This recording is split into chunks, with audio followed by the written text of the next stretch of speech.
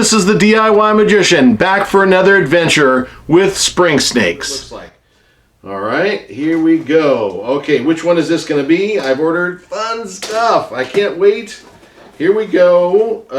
Let's see. Good packaging. Nicely wrapped. Okay, let's set that there. Ooh, okay. This one is Amora. Let's see. It's some sort of Dijon mustard type of thing here.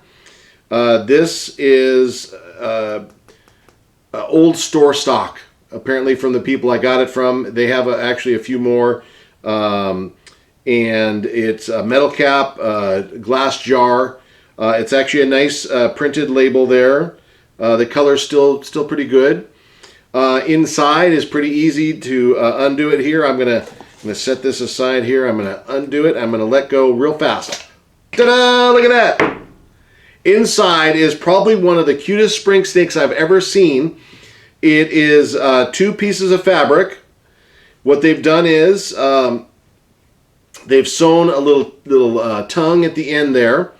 They did the tube, and at the end, they basically, it looks like they just kind of cinched it off and tied it off at the end. Okay, but they had attention to detail because on the top there are little dots for the back part of the snake, and on the bottom they have little deals there for the kind of the belly of the snake.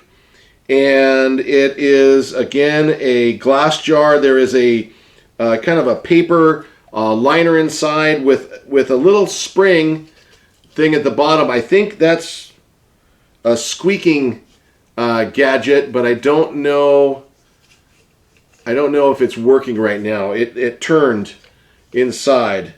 I've seen these before where let's see if I can make it work. No, it turned inside. That's okay. This is not something that I'm going to be using to perform with. This is going in my collection. But this right here is super cool because it's such a small spring, and because they've done all the detail to the actual skin itself. So there it is. This is Amora, and it is, I don't have my glasses with me.